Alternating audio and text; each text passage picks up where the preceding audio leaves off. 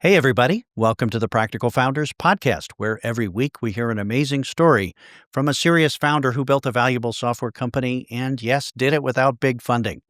I'm your host, Greg Head, and this week my guest is Chris Brisson, the CEO and co founder of SalesMessage. SalesMessage is a bootstrapped, fast growing sales and marketing and customer engagement software that helps plug in polite opt-in SMS text messaging as another communications way to reach out to everybody you're talking to. Just like email and phone calls, this isn't about spam blast. This is about recognized, polite, legal opt-in communications to improve conversion and engagement. They're growing quite well with over 65 employees, one of HubSpot's top add-on products these days. It's a great story, Chris's second software company, and he shares the lessons he learned when he rebooted and recreated SalesMessage as his second company. It's a great episode. Hey, Chris, welcome to the Practical Founders Podcast. Thank you, Greg. I'm excited to be here, man. So exciting.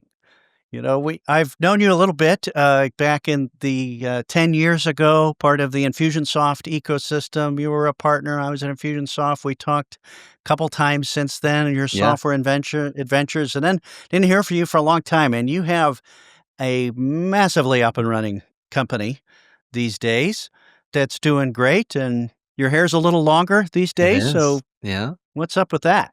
Well, it's just one of those things you got to do at least once in your life. So Yeah. no, but Well, it's kind of the practical founder way. You bought your independence and you're going to, that's it. You're going to use it. Yeah. I mean, it's been quite some time. I remember being at, sponsoring Icon and the Infusionsoft events and being involved in that world.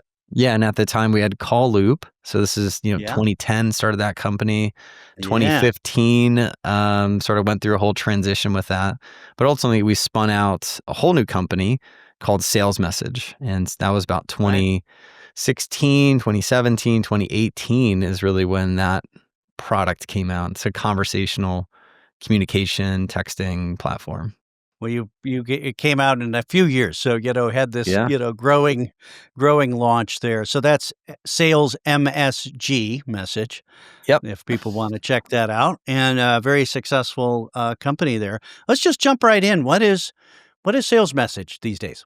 Yeah, I mean, SalesMessage is sort of an all-in-one conversational texting communication platform for sales, marketing, support teams. So we live in a world where not a lot of people pick up their phone anymore. They're not responding to email. And so this other channel is really SMS. And so before, with Call Loop, it was really one-way messaging, right? I think the world of text messaging originally was like, hey, I'm going to send a blast. I'm going to do a one-way text message.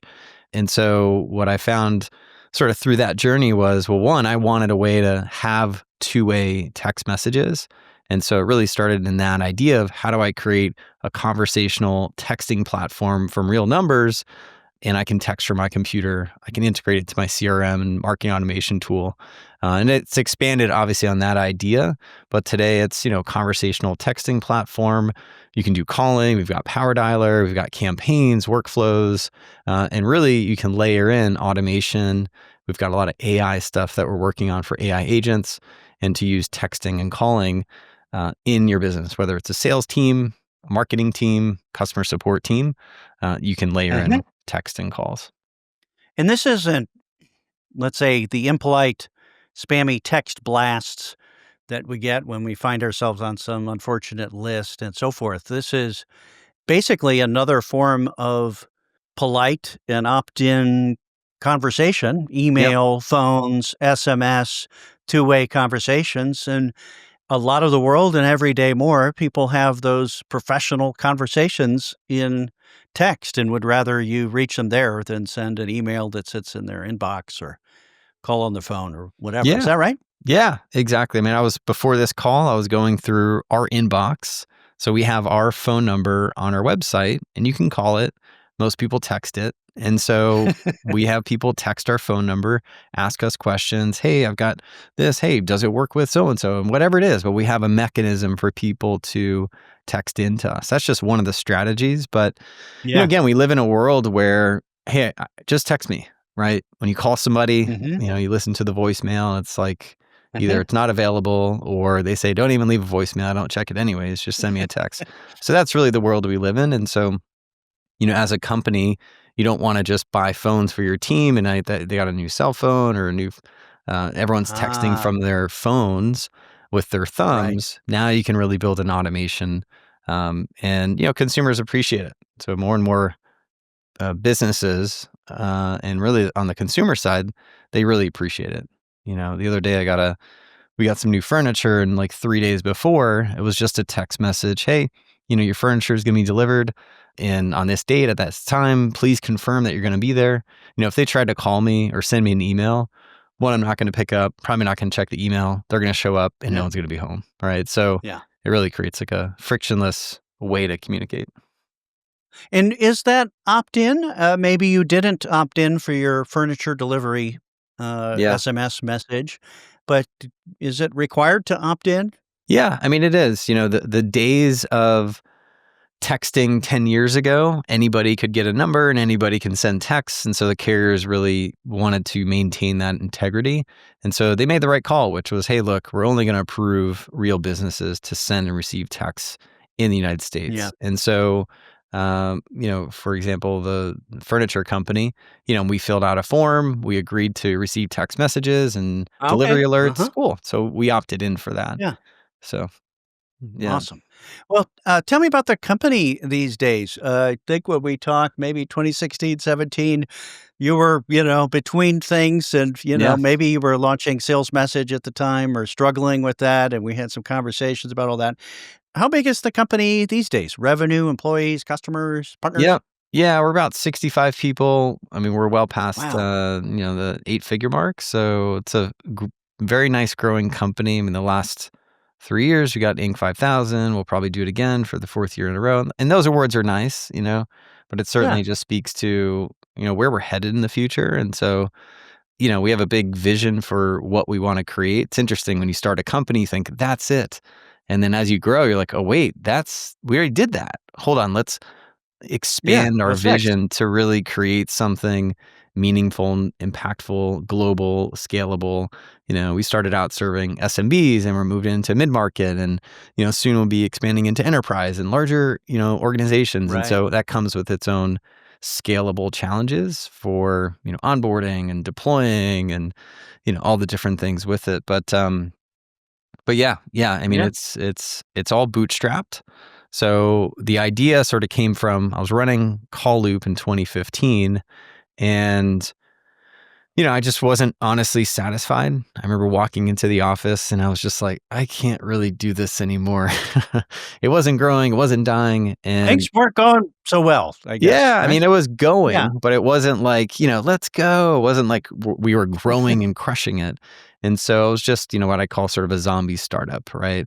And Yeah. I couldn't really figure it out. A We couldn't. zombie bootstrap startups. There's a lot of That's zombie right. VC startups that can't raise another round and all that, but yeah. That's right. Yeah. Zombie bootstrap startup for that matter. And so I just wanted a different horse. I had so much ambition that I was like, man, Yeah. I really want to create something impactful, meaningful. I'm a product person. And so if we're not innovating, creating, to me, I'm like dead. And we weren't doing any of that. We weren't innovating, weren't creating it. I was just like, oh my gosh. And so I had the idea for SalesMessage. And so I was like, 2015, I wrote this 3-part blog series called The Death of Call Loop because I really declared, hey, I want to do something different. And so the idea with this was I sent it out to about 34,000 people on our list. And again, the business was still generating money, maybe $30,000, $40,000 a month. And Uh-huh. so I wrote this post and the title was The Death of Call Loop. And it went into a story of how I created a business I secretly despised.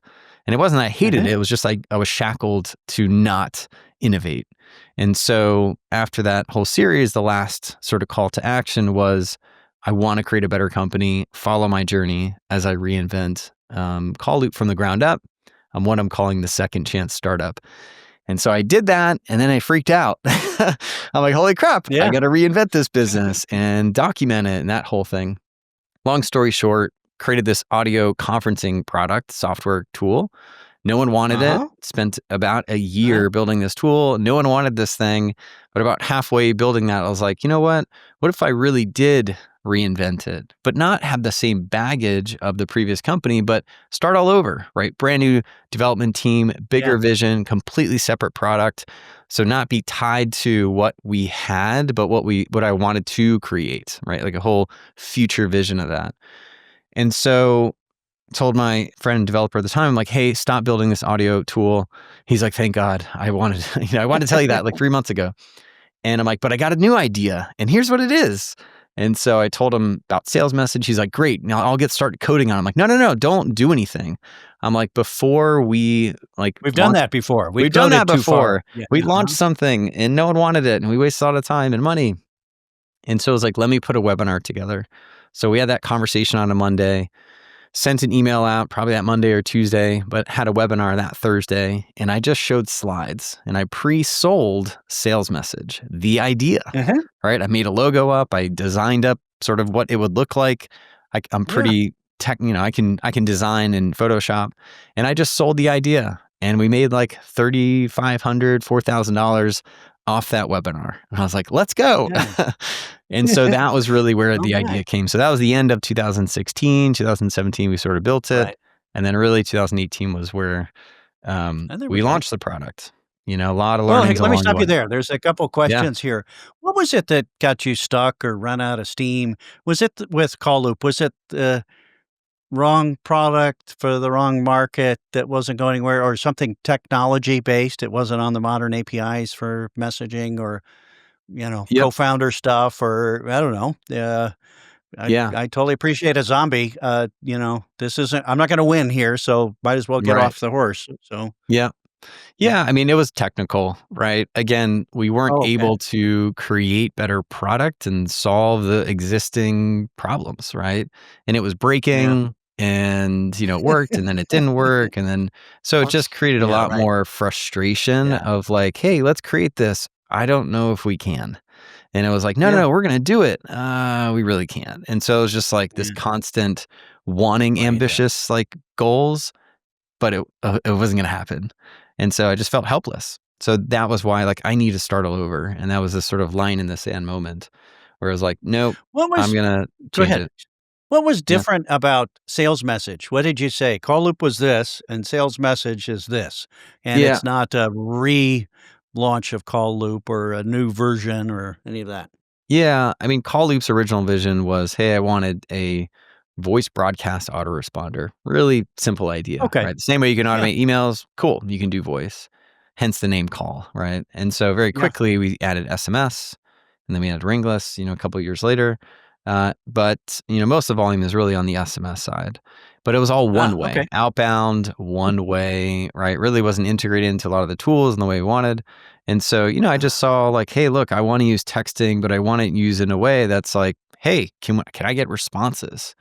And so rather right. than sort of Just building like email. that, Yeah.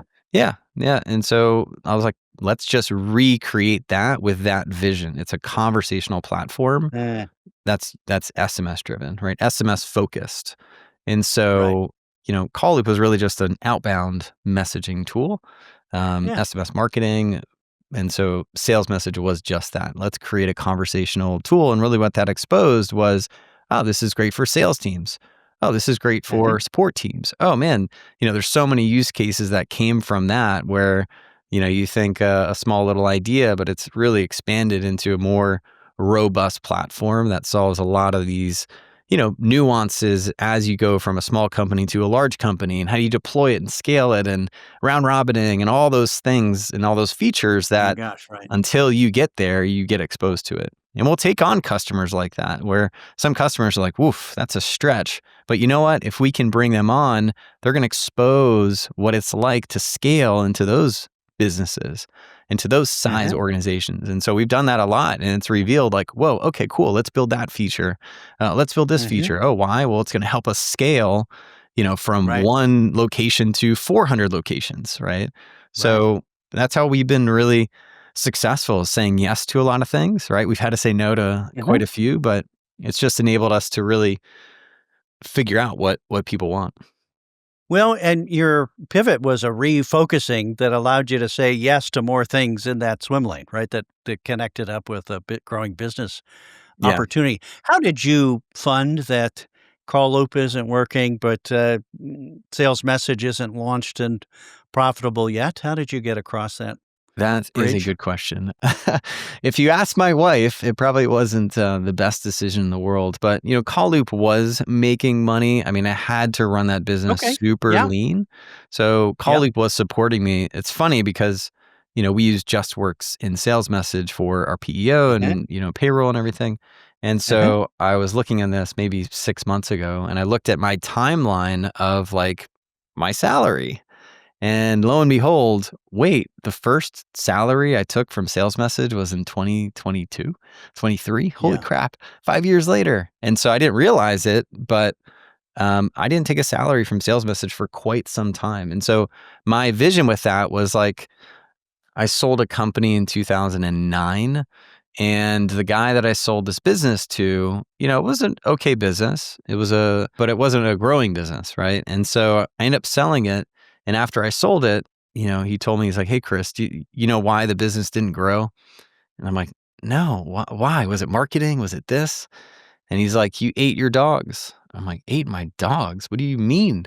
He's like, "You took all the profits out, man. You couldn't grow the business." And Uh, so that was something that really stuck with me. This guy's name is Dale uh-huh. Hensel. Huh. And so I was like, all right, if I'm going to create Sales Message, I'm going to prove to myself that this business can stand on its own. And I'm not going Yeah. to withdraw the profits and eat my dogs.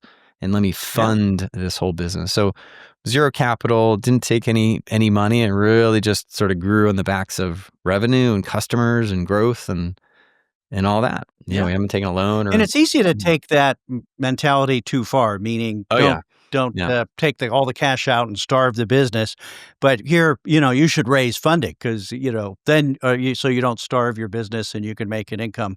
But Yeah. you didn't do that either. You just live lean and were as ambitious as you could be with the resources that you lined up.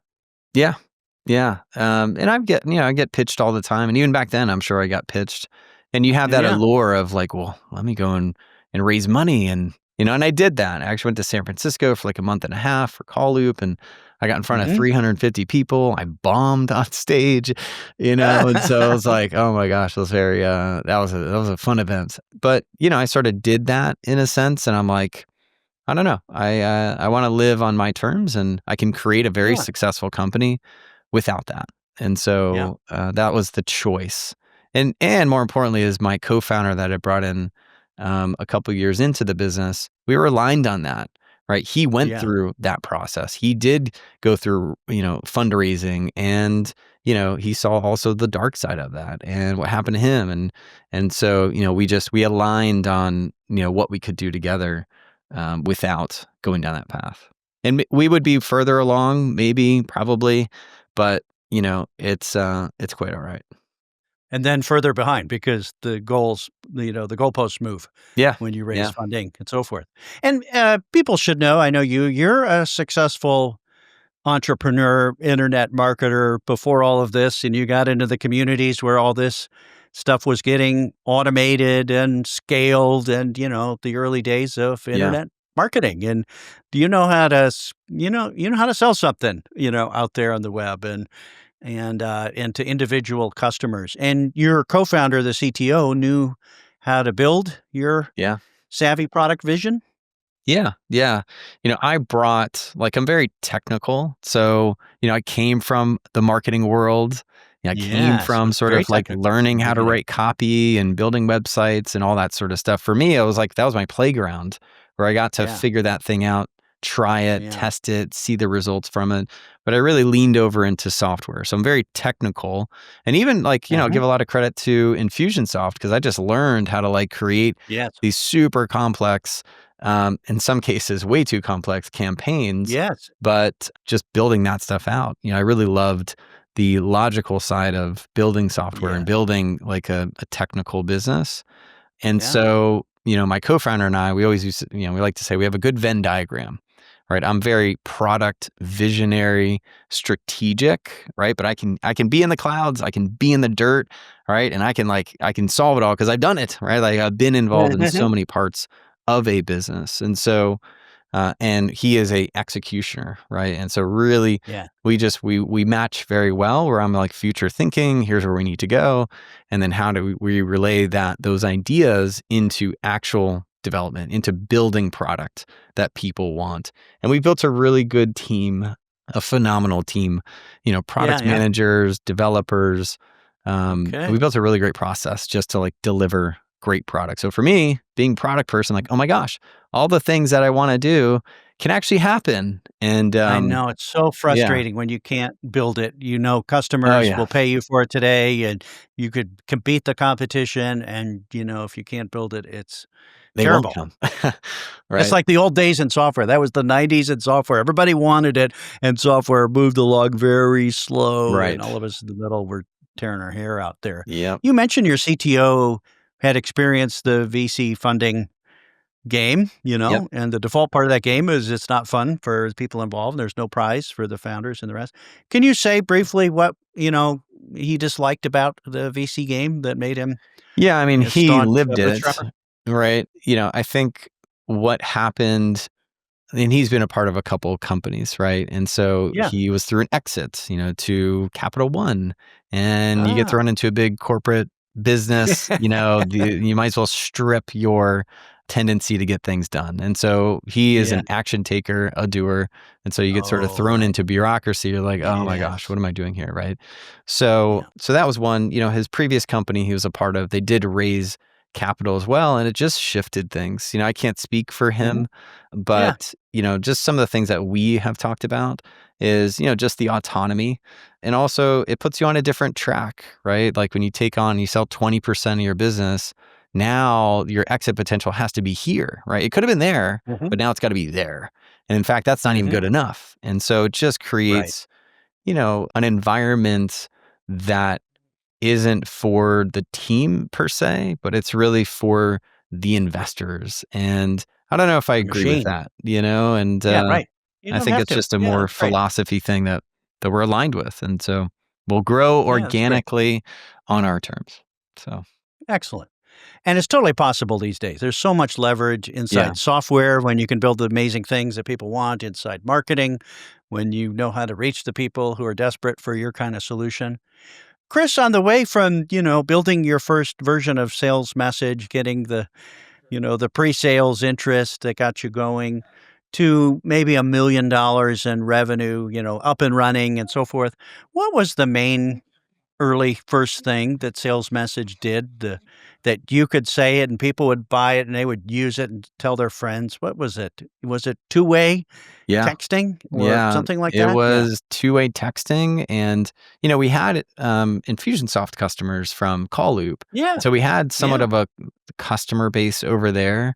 And so again, when we sort of pre-launched it, it was the idea of that, and there wasn't really a tool out there that did that.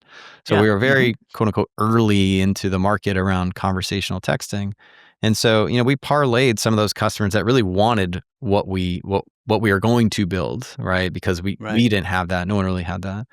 So, the integration side was really critical. Also, too, it was $10 a month. So, like the first version was $10 a month, right? And Mm. so we just made it a very low barrier to like, all right, let's get some revenue. And, when I look at like the revenue chart, it was like $10 a month, but man, we were putting in a lot of customers. And then I was like, all right, well, we got to change that. And so we went from Yeah. $35 a month or $350 a year. Yeah. And, we just saw revenue go from here to there, and it just Yeah. like sticking with those core like integrations, it was a conversational thing. So you can get a phone number, you can send and receive texts, but you can integrate it into Infusionsoft or Keep, into Active Campaign. We really built into HubSpot around 2019 in their Mhm. ecosystem, and that really helped us Wow. a lot. The real true Yeah. customer was and still is for us is a HubSpot focused business, right? Or a HubSpot powered company, because they have a Right. team, right? They're doing the right things. They have sort of an inbound methodology and a conversational methodology. And Yes. that type of customer really correlates to us, and even a Salesforce customer. But when you There get you into go. these sort of small CRMs that are more automation focused, Right. conversational platform is good, but they really want AI and they want more on the messaging side. So we're building I a don't lot of wanna that do it. tooling. I'm a small business, right? That's Yeah, it. let's, Yeah, I yeah, don't want more work, and yeah. conversations equaled more work. And so you're deeply integrated with these products. So it isn't just a standalone thing. It's part of the sales cycle. It's part of the marketing cycle. It's Yep. part of the onboarding process, that integrates with the tools. Can you give an example in the HubSpot world? It's not just a button that clicks out and, right back, we have this message or whatever. Can you Right. give us an example of some deep integration there that would be Yeah. magic to a HubSpot user? Yeah. So, HubSpot has their inbox. They now Yeah. have another one called Help Desk, right? And so before, it was just email. Well, now they have Yeah. the ability for platforms like SalesMessage to integrate into their inbox, right? So you can exist inside of HubSpot Help Desk to send an email, to send a text message from Mhm. SalesMessage. So it's all like in that ecosystem. And we have like a very deep integration into HubSpot. So Sales Hub, Marketing Hub, Service Hub, Operations Hub. So all across their platform. Because it's one Mhm. thing to say, yeah, we integrate, and next thing you know, oh, it's Zapier, right? And so there's so many different nuances around, hey, I want to send a text as a contact owner. So the use case is, look, I'm generating leads, I'm rotating them and distributing them to my sales team. Yep. If John owns that lead, I want to send the text from John's phone number. So when someone replies, John can reply. And hey, I Yes. want when it goes from Jill, I can send it from Jill's number. And so a lot of this more scalable, like dynamic sort of messaging and distribution Mhm. in HubSpot really is the brain of that. And so it allows you to solve a lot of those use cases. So, hey, we've got leads coming in. Great. A lead comes in. Let's distribute to the sales team and then run an Mhm. AI agent to have a conversation. Wow. So a really, really cool use case is, and this is a while ago, I was strolling on social media and it was a Grant Cardone, it's a reel. And it's Mhm. like, and they were using SalesMessage at the time. And so it was like swipe up to text us about, real estate or your property. And you swipe up and it just opened up my text and it pre-filled the phone number and pre-filled a message. And all I had to do was click text. And then immediately I'm in a conversation. So how do you sort of Wow. take, this viewership on social media and take it right Mhm. to text? So we call it like swipe up to text or click to text. And so if you have social media, hey, how do you take those people offline? Maybe to a website, but also how do you put them into an SMS conversation? So there's Mhm. so many lead gen opportunities. Another one is we have a lot of companies that they've had a phone number for a really long time. Maybe they had a landline with like Comcast or The old something, landline. and Mhm. it's just a phone system and it doesn't have text. And so we can text enable an existing landline. And so a lot of Wow. companies are like, hey, I've got my landline. And then once we text enable it, and the calling still stays with Comcast or their provider, and then SMS sort of gets enabled through sales message. And what happens is Mm. most times you're like, oh my gosh, people have been trying to text me this whole time, and they get texts coming in because people have been trying to text them because that's the mode where people want to text with the businesses. So Mhm. there's so much opportunity that one little tiny little text along the life cycle can really play a massive part. Like meetings. Yes. One of the Mhm. challenges is getting people to show up. Right, everyone has a no-show problem. One of the best text messages that we found is, if we were going to lunch, Greg, typically the day before, the morning of, I'm like, hey, Greg, just checking in. Hey, are we still on for lunch at 12? Oh, yeah. Or, hey, you know what? Can we reschedule it? And it just allows that commitment and consistency. So when someone Mhm. says they'll show up, they will actually show up. So just these little nudges, and SMS plays, a big part to reduce no-shows, just a little tiny little text like that. Those are all amazing, and I can imagine for HubSpot, I mean, kind of the ROI game here is, I called them, nobody responded. I emailed, they're not responding, right? And, Yeah. I did it again, and we got them in automated sequences, and then adding texting probably increases the engagement, conversion rate, like materially, right? Yeah. Oh, At yeah. every Yeah. step of the life cycle. Yeah, and you don't wanna overdo it, right? Like, you can, like, similar I remember Infusionsoft's like, just because you can automate it doesn't mean you really need to, right? So, like, Yeah, what are the main primary, like, problems? And there for a we lot go. of people, it's Yeah. an engagement issue. Look, we're Mm, generating leads, we're calling them, we're emailing them, we're not getting anyone to respond. But like magic, when we send a text message, we can actually get replies. We can get engagement, right? Which, for us, like the belief is conversations are good for business, right? If you could yeah, open there up you go. the opportunity to create conversations through all these different mechanisms, SMS being that sort of leading channel, you don't know the possibilities, right? And so, Mhm. how do we create more conversations and push a lot of that over to SMS? Some where it's more informational text, others where, hey, let's create a conversation. And to do SMS and voice and these other technologies, you're writing on top of something like Twilio, Yep. which is the gargantuan public company that, allows you to plug in SMS and Right. phone capabilities into software. Are you using Twilio or something like it? Yep. Yeah, we're using Twilio. We've used a bunch of different providers out there. Twilio, for our use case, I mean, we've got a very robust product. So Yeah. Twilio for us is our main vendor, if you will. Okay. Uh, And on the other side, in the ecosystems, are most of your customers coming from the marketplaces and ecosystems for all these CRMs and marketing automation, where mhm. they're kind of doing advanced things and trying to fill some gaps? Yeah, Is that yeah. I mean, look, at the end of the day, like what we believe is most modern businesses are using some sort of CRM, right? They're using some Yes. sort of Mhm. tool. And so for many businesses, it's like, do you integrate my CRM? Yes. Awesome. Let's have a conversation. Check. No. Yeah. Okay, I'm Mhm. moving on. And so if you're not Mhm. in those ecosystems and have a real integration that solves their problems, you're not going to win. So for us, it was just go deep on these solutions and provide, like, solve the problems. And all these Yeah. problems come up, and we just continue to solve them. So we also built a lot of great relationships, a lot of great partnerships, through agencies, through affiliates, through just people I know, and just over the years, and really just built a good product. I will say, SalesMessage is a phenomenal product. And so it starts with that. If it was just a Yeah. marketing company and the product wasn't great, we certainly wouldn't be where we're at. So we invest a ton in development, right, into creating an awesome product, and it is. And I'm proud to say it really is. Yeah. This podcast is brought to you by my friends at Fraction. Are you stuck at your seven-figure ARR with tech challenges holding you back? Whether it's tech debt, slow feature delivery, or other scaling challenges, you're not alone. Every founder hits this wall.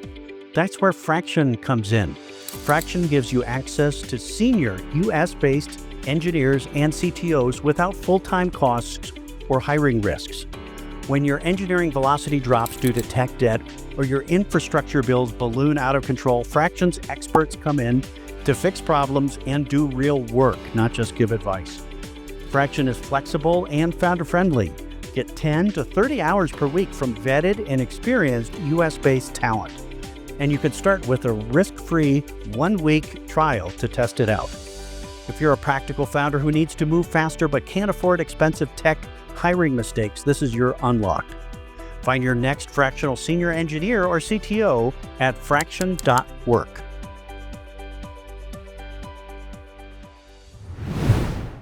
Well, the way you've been growing, Inc. 5000 is proof of way above average growth in a very competitive type market, right? There's a lot Yeah. of tools now out there like this and sales and marketing technologies out there. It sounds like HubSpot is your biggest partner right now, as opposed to Salesforce or some of these other CRM tools. Are you Yep. doubling down on HubSpot and the relationship and the ecosystem and the partners and the product integration and so forth, or do you kind of equally spread yourself between ecosystems? That's also a Yeah. tough game to Yeah. play.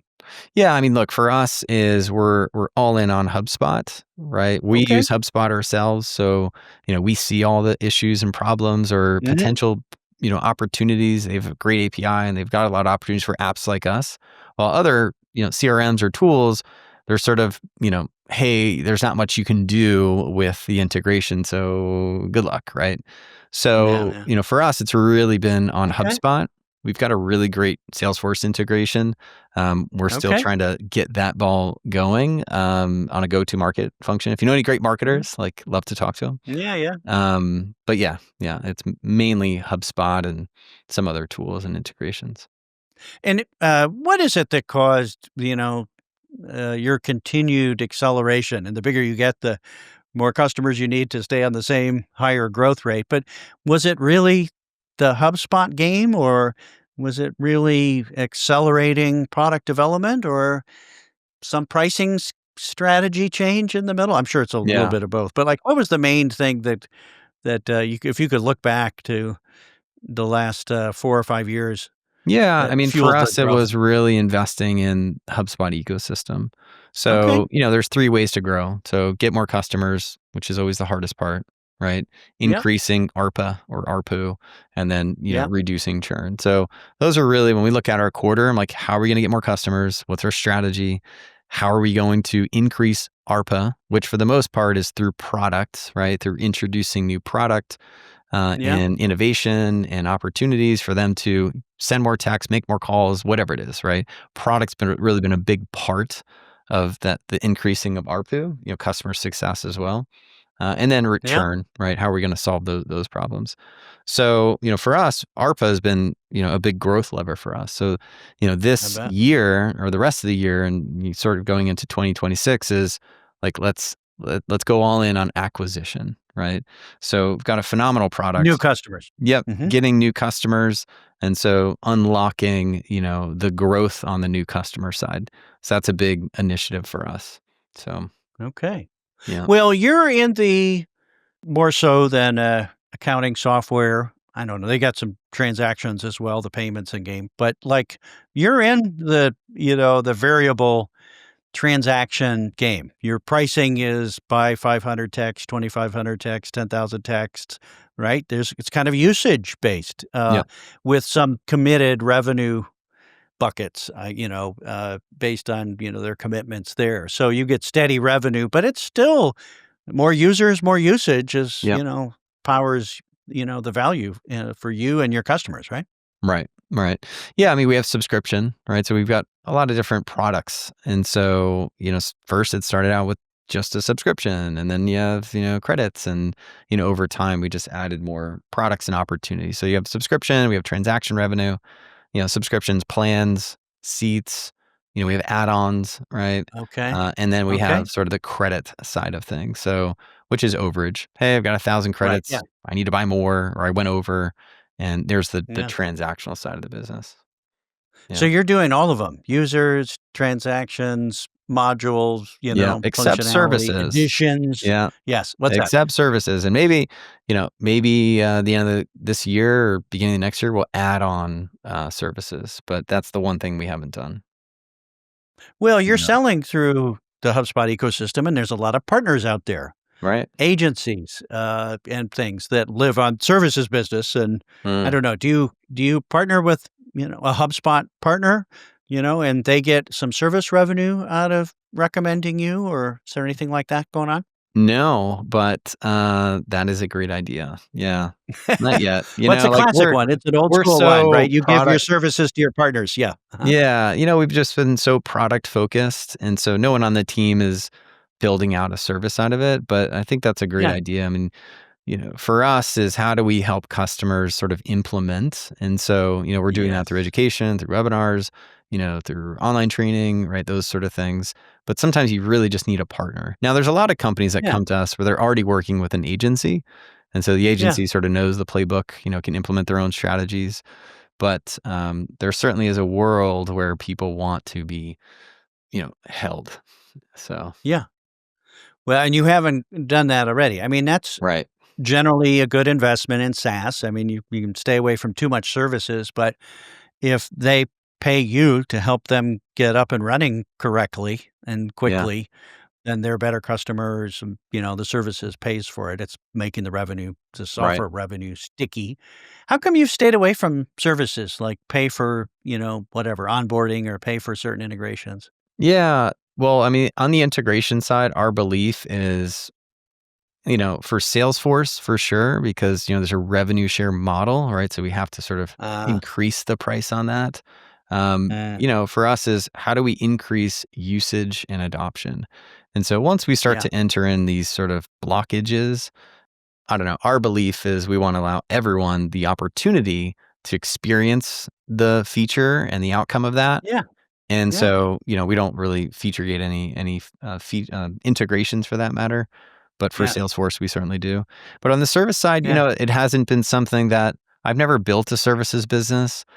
yeah. I did some consulting, and for me, I didn't personally like it, and so, again, I always said, like, products are scalable, services are not, and so, not that I'm opposed to it, I just need somebody to come in that can transform that, and so, Okay, I see a ton of you heard it here. opportunity, but, Yeah, someone to come in that has been there, done that, to build out a services part of the business, like, would love it, so, yeah. yeah. And, software companies have that are going up market to mid-market and Yeah. larger customers where there's more integration, more Hands-on. customization, more training or whatever it is that, needs to plug in to make it all work. Yeah. They can have a choice of whether they do that with their own direct services employees or contractors or, bring in partners that have a services business model and can be Right. focused on you and you bring them business and they can bring you business and so forth. So sometimes that Mhm. works, you know. Yeah. HubSpot doesn't do the services. They have their partners do the services Right. and, Right. that kind of thing. So, uh, well, that's really interesting. What percentage of your business comes from the HubSpot world or is integrated with HubSpot? I guess you know that. Is it Oh, more than boy. 50% now? No. I don't know, to be honest. I would be sort of Okay. making it up. Yeah, I mean, a good portion. We are one of the top apps in HubSpot's Yeah. ecosystem, right? So when people think Yeah. SMS, they think of SalesMessage, right? And that's the Yeah. idea. Yeah. What is your average customer paying you a month? I know you're more SMB Yeah. focused. Is it like $500 plus or 1,000 bucks or a Yeah, couple it's a thousand? couple hundred Yeah. dollars a month. Yeah, I won't get into Okay. the true details of it, but it's a couple $100 a month. Yeah. Okay. And is that for the base, subscription and, their units and that kind of Yeah, thing? it's a good question. Okay. So, I mean, there is like we use a tool called Chart Mogul, right? Sure. Directly taps Yeah, into still. Stripe. Yeah. So, you've got your subscription ARPA, but then you Mhm. have like, well, what's the transaction? So it's sort of this hybrid revenue, right? Where Yeah. it's pretty variable. So we do, we've got sort of an all-in average ARPA, right? Yeah. Which is transaction revenue, average over 3 months or whatever. But Yeah. um, yeah, yeah, Yeah. So what's your transaction revenue? You say it moves around a little bit, right? Campaigns go and then they don't go or something like that, or new VP of yeah, sales comes in and doesn't know how to use this, or I don't know, something breaks or something like that. Something changes. How do you run your business with some kind of, let's say, transactional lumpiness? Do you, yeah. play it conservative, knowing that some months are going to be higher, but you're planning for your lowest months, or does it all kinda blend together, Hmm. and create reoccurring revenue, right? It's not That's right. committed, but Yeah, it's consistent, yeah. that kind of thing. How do you play that? Yeah, I mean that's great. I mean it is a reoccurring sort of revenue, right? Where it is Mhm. predictable. So there are some customers where they're just not going to upgrade to the plan because they like the Yeah. flexibility. They'll pay a little bit of Ah. a premium to have the flexibility, right? And so that's Mhm. where the overages come in. So yeah, I mean for us it's like a 65-35, right? Subscription transaction Yeah. revenue. And so, we've got carrier fees, right, which is really a transaction. So for us, it's just sort Mhm. more of a pass through side of things. Right. But yeah, it's we have a lot of unique nudges within the platform. So as people sort of hit these thresholds, right, that we set, we make recommendations. Oh, Customer yes. Right. success, is position is on the expansion side. So, Uh-huh. hey, you're losing every day that you're waiting or every day that you're staying on this plan, you're actually, losing $50 a day or $100 a day or $500 a day or spending more than you need to. And so that's really a customer success motion, right? Most of it can Uh, be sort of self-serve in a sense. And so we serve up, the opportunity to don't overspend, right? Or yeah. save money in that sense. And then the other side of that, customer success is a little bit more hands-on in an expansion process. So, we obviously have a lot of data on the customer. And so we can see, hey, they should be over here, right? We're doing quarterly planning right now. And it's like, oh, cool. Well, here are the people that are on month to month, as a tier one. Great. Now we've got a plan. Let's move them from month to month and annual. Okay, what's our strategy? How are we going to do that, right? Maybe they don't care about saving money. Maybe there's another, thing that we can do here. And so it's just, let's say it's a case by case, but those are some opportunities, right, to expand them Yeah. into a contract, if you will. You mentioned something that not all SaaS founders have to deal with. They pay their AWS fees and they have a little support in their cost of goods. But when somebody texts or uses a phone call, you're Yeah. paying for the pass through the transaction for that. So you have Right. lower gross margin than a software business that when they sell the next unit, it's mostly profit. Right. Um, what percentage of your revenue do you pay as these Oh royalties to boy, I Twilio don't for the, know. Um, I don't know off the top of my head. Yeah. Okay. Not Yeah, gonna that's a good say. amount. But, Yeah. it's probably material. It's not something that it's, Yeah, you pay it's a not a I little mean, amount, it's like I yeah, it's wish not a little amount. yeah, I wish it wasn't available, but man, that would be amazing. That would be amazing, That all would be great. that money there. Yeah. So, when you got your CTO and you got sales message moving and you could build things, did you get ahead of yourself building too far for the market, or have you always been just enough behind that you can validate what customers want? How do you validate what customers want now in the continuing saga Yeah. as you go up Um, market and yeah, I mean, one, like, we use our own stuff, right? I use it all the Yeah, time. And yeah, so internally, there's some team members that, are just more product, like, they don't know, they're not users or have never been customers of tools like this. So, mhm, I am a customer of it. I'm using it all the yeah, time. I'm also like, how do we want to use it? So that starts with, that I would say. But mhm. we've got a really good sort of customer feedback process. So one, we use a tool called Canny. And so if you go to Oh, sure. feedback.salesmessage.com, it's sort of an upvoting tool. And it really Yeah, becomes sort of the voice of the customer around like, what are we going to build? Right. And so yeah. rather than us Canny just, founder Sarah Hum was on the podcast up in oh, Toronto, cool. so, Yeah, she's great. She built yeah, a she's cool a great company. practical founder, yeah. Mhm. Yeah, yeah, really, really cool company. We're Canny fans, and Awesome. so yeah, so Canny's a good way to, again, gives us a good indicator. There, from time to time, is sort of false signals through that, whereas like they think they want this thing, but what they really want is actually that, and so. When you're Yeah. building any sort of product, we've made certainly mistakes and we've spent way too much time on some things. Yeah, of But course. that's a good indicator. We do customer interviews. We're talking to people. So, I like to say we've got a good pulse, and we got a good process. So we'll build stuff, throw it in beta, have customers test it, iterate on it, really just go, hey, here's all the feedback. Let's make sure we fast follow with that. And yeah, I mean, I would say because we have such a innovative thinking company that we are thinking two steps ahead or at least one step ahead. I think now, the challenge with, I think, Yeah. startups like SalesMessage is next thing you know, an AI company comes out and like, woof, like, oh my gosh, right? So that's the biggest fear for all of us is who's this AI company that's going to like put everything we're doing, off the table and it's obsolete. And so And it there's, doesn't necessarily come out in as an advantage or a moat for you necessarily that your customers are telling you exactly what to do with AI because they probably don't even know yet, and, you yeah. know, sometimes it's a whole change in the paradigm that Oh comes yeah. out, Yeah. you know?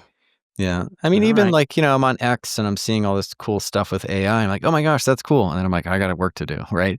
So there still is this like adoption of AI And, and sometimes it's difficult for businesses to sort of implement these new tactics, strategies, tools, right? But there will be a time where this shift really starts to take place. And Yeah. whether an agency is implementing those things for them or, there's a team inside of it. So there's a lot of friction Yeah. still with like implementing and adopting, you know, AI, right? And these new Uh-huh. technologies that can do those things. But then like, well, how are you going to do it? How are you going to implement it, right? And then who's going to do it? More importantly, who's going to accept to do that? Because a lot of people are scared of, well, what's that going to do? Am I going to put my team out of work, right? And so I think there's still a lot of fear. But for small companies that are super scrappy, right? Like there is Yeah. this upwelling of these super Yeah. cool AI software companies that are changing the game for lack of a better term. Yeah. Here we go. Yeah. Well, let's talk about it here. I mean, SMS is a technology that's been around for, let's say, 30 years, something like that. Yeah. And most companies are still not using SMS as a normal part of their two-way communications with Yeah. customers, prospects, employees, candidates, all that kind of thing, right?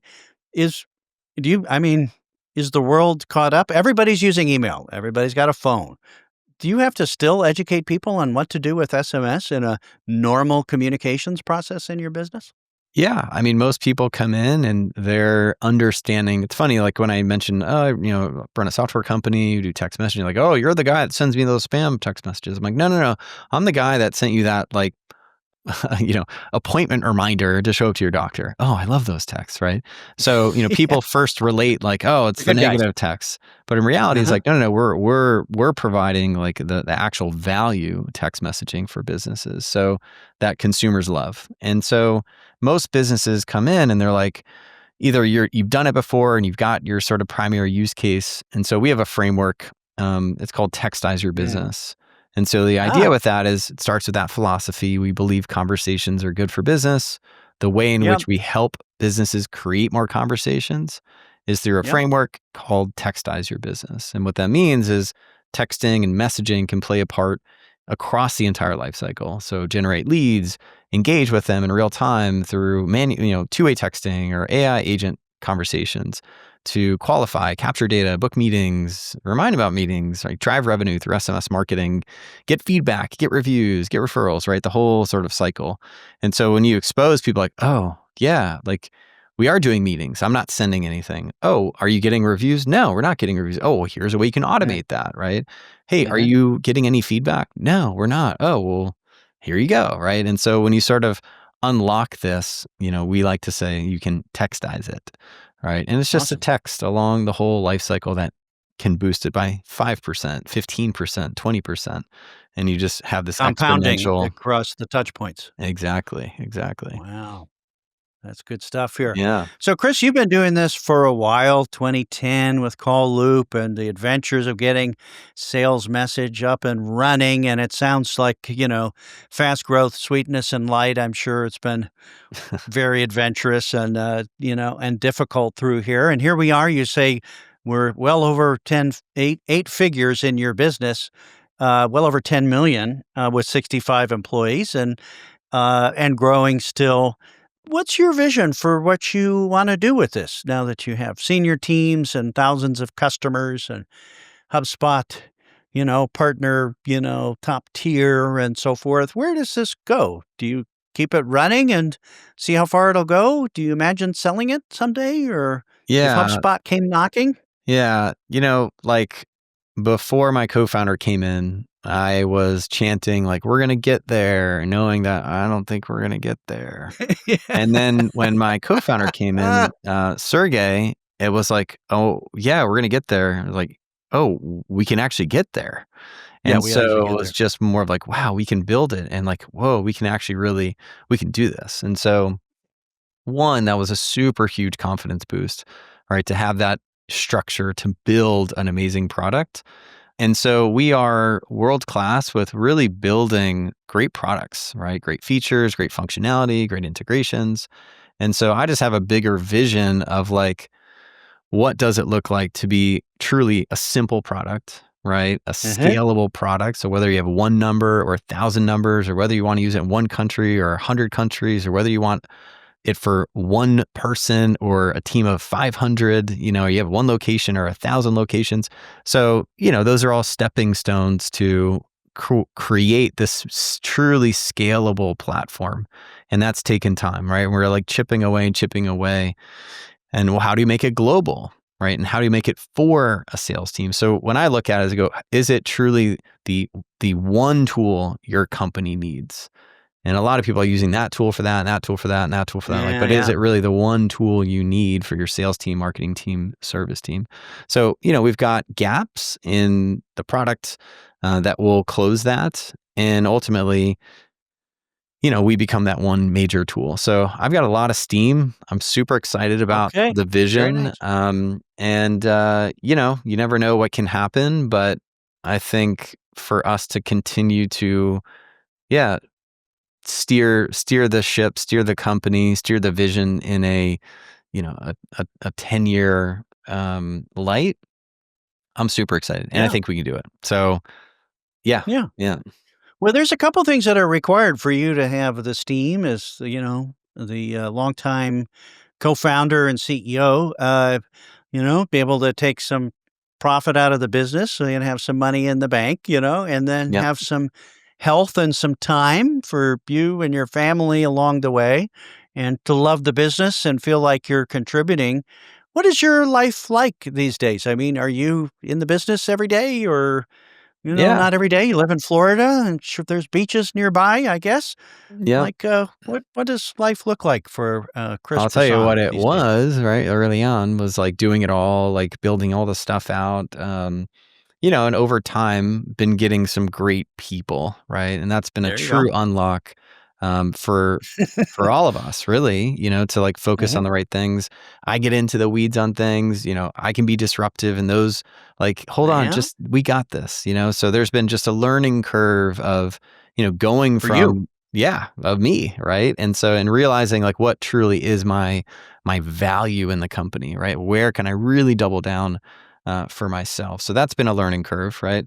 And a learning lesson. But we work hard, but we don't really work on the weekends, right? And so like that's There we just been go. something that now early on that wasn't the case, but today is like we have the luxury because we build good systems, tools, structure, all that in place to where it's like, oh, okay, we don't have to be, Yeah, 9 to 9, working 12 hours a day, like we used to. So now the real next step is getting just even better people on the team and company that, yeah, can take us from here to there, and really selling that vision and the people that get excited to do that. Because not everybody does, right?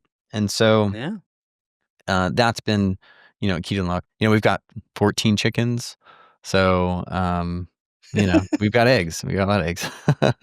Yeah, it's funny in Yeah. Florida there. How did the founders talk about this, getting the right team in place to help them scale. You've said scale a whole bunch of times, and you're definitely scaling. Maybe that you're on the road to 100 million in revenue, stuff like that. I can totally see that in the size of this market here, as you described it. How did you grow as a CEO to be the right kind of leader for the right that team as it grew? I know you're a member of EO Entrepreneurs Organization and YPO Young Presidents Yeah. Organization, CEO peer groups, but yeah, in your reader as well, how have you grown yourself? Yeah, just being involved in those groups, I've had good forums of other entrepreneurs and sharing war stories and I've worked with Dan Martell for many, many years, right? I learned a lot from Dan, other members in his boardroom group there. And look, I don't know everything. Like there's parts of me that can be a great leader. There's other parts of me that's like, I just want to get work done. Right. And so, finding the balance, right? So very visionary. The integrator is sort of a key role to like, hold on, stay here, right? Don't sort of get involved in some of these things, but more importantly, create a process around like what does great look like. And there has been some things where I've shown like, hey guys, this is what great really looks like, and really just providing examples. Dan told me a long time ago, and he's like, hey, you get frustrated because the team doesn't know like what and you get Mhm. frustrated by that. And he's like, but you spent the time to create an example of what great looks like. And it's like, no, Yeah. and so like I can talk about it, but they need to see an example. So that's been a good thing of just investing that time to build out like, hey guys, this is what great looks like. This is what, it can look like. These are the tools, the process, how to think, right, about that. Uh-huh. And, sort of helping them get to excellence as best as possible. We're not perfect, right? I'm not perfect. And so, but this has just been those learnings in more of the handoff process. We've got some good SOPs in the business, things that are just functioning and running well. Other parts of the house where it's like, all right, we need some help here and getting the right people that are product managers, right? So on the marketing side, we brought in a product manager to help orchestrate the projects. And Uh-huh. whoa, what a difference that makes. And Oh, so great. having, someone to really orchestrate execution in the way in which we will get work done has been, a huge, huge help. So, So do you have a full leadership team now, finance and yep, onboarding and CTO, product and development, product management leadership, yep, sales, marketing? You got one of everybody now, pretty headed much. towards Yeah, I mean, 75 employees? just hired a CFO, Okay. co-founder, CTO, Right. just hired head of sales, head of customer success, head of marketing. We're looking for someone that in Okay. that core function. But yeah, I Okay. mean, across the board, couple of roles in there, but yeah, That's awesome. yeah, Well, what an adventure here. And, you're talking like you're going to still keep going here. yeah, Is your wife and family seeing the payoff from all that sacrifice that she noticed, in yeah. the transition to go build sales message? You know, uh, Kicking and screaming. No, it's been great. Yeah. Yeah, I mean, yeah, look, my wife's seen this for a long time. So it's funny yeah. No when surprise. I get together with other entrepreneurs and their wives are there and they're like, oh my gosh, yes, I know what you're saying. And so, the wives understand the emotional sort of roller coaster when it comes to building a company. And, Yeah, it's difficult because other people, like, if you've never built a company before, like the emotional roller coaster, like, what is that? But when you talk to other there you go. entrepreneurs and their wives, like, they know. You know, Yeah, right. The code. the Yeah, for code. sure. Yeah. Yeah. Well, that's amazing here. The What a journey here. Congratulations. I think we Thanks, talked man. years ago when you were in Yeah, a spot and, making a transition and now look at you, right? yeah. A successful practical founder. Practical founder means reasonably crazy, right? Yes. Yeah. You're Reasonably. crazy still. This is a crazy, your neighbors don't understand what you do, Just but, reasonably. it's not a crazy bet. This thing Yeah. is going to keep growing. So congratulations. Well Yeah. done. Thanks, man. Appreciate it. Thank you. Yeah. Chris, when Cool. you run across, SaaS founders and all of your networks out there in Florida, and you're on the East Coast, right? Yep. East Coast. Yep. North of Florida and north of, you're on the Delray East Beach. Coast, Yeah. north of Yeah. Miami and Fort Lauderdale and Delray Beach. Yep. Maybe there's not a lot of SaaS founders around there, but when you meet SaaS founders and they're looking at you, having made it up the hill, what is the most common advice you give them about creating a SaaS software company? Oh, man. And Yeah. doing it well. Obviously it's very specific for each founder, but what's the most common general advice you give?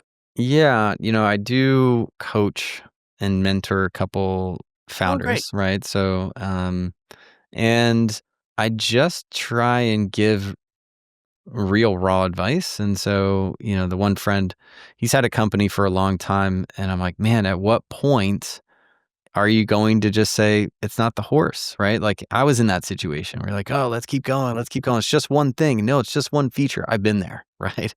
And so Uh-huh. at what point do you say, because you're only going to get older, you're not going to get any younger. So at what point do you say, all right, enough is enough? Or I like to hard press on like activity. So I guess the greatest advice I do give, or at least the common advice, is find a big problem because man, when you find a small problem, you sort of exhaust that. Now again, if you want to build a a lifestyle business, right? And I don't use that term lightly because like yeah, Uh-huh. like we all want to build a nice lifestyle. But if you really want to attack something, like go big. And so the same amount of effort, energy, that you're going to put into this business. You're going to run it for 7 years. If it turns into something, and you want to find out early that, hey, this can actually be something quite large. So go after big Yeah. market. I think that was probably the best thing that we did, is go after a large opportunity. And, the sky's the limit. It really is. There's no sort of ceiling on that, and it can expand Yeah. in so many different things. So, that's it. Choose something that, one, like if you have a core problem, try and solve it. There's a great quote I like by Jordan Peterson. He says, "Problems are secret calls to adventure." And so I'm like, that's my life. I've always went after these problems. Some problems were worthy of the Yeah. adventure, other ones not so Yeah. much, but creates an opportunity, and you can get excited about that. Oh my gosh, I can solve this problem. I can talk to experts. I can read books. I can, figure it out. And so, is it a Yeah. problem worthy of the adventure? So, And it's kind of a test of their ambition if, you know, and the opportunity cost, right? yeah, It's not just, is yeah. it working? Is it working okay? Is are am I making the biggest impact? Am I losing out on a bigger thing, Hmm. to make a bigger impact in the world? And it's an opportunity cost game that's really hard for a lot of people to see, who aren't terribly ambitious, but don't Yeah. trifle with small problems, I guess.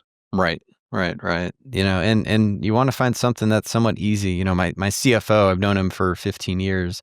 And years ago, he told me about his idea. And I'm like, here's the problems with it. It was a two-sided marketplace, services, right? And I'm like, man, it's going to be really, really hard. Companies have raised tons of money to try and solve that problem. They still haven't solved it. So, but he went on and he tried to make it Uh-huh. happen, but he just wasted 4 years of his life, and he raised Yeah, $1 million and he burnt through $1 million. yeah, And so it's yeah. like, just make sure you're choosing the right opportunity, because it will take 7 years of your life. And you can pivot along the way, but man, you want to find out early if it's worthy of the adventure. That's great advice for ambitious, practical founders, the reasonably Yeah. crazy entrepreneurs out there in the software game, with the game changing now with AI, inside our business, inside our products, inside our market. So, Chris, it's great to have you on the Practical Founder podcast. Thanks for sharing your story today. Awesome. Thank you, Greg. Good to catch up again, my friend.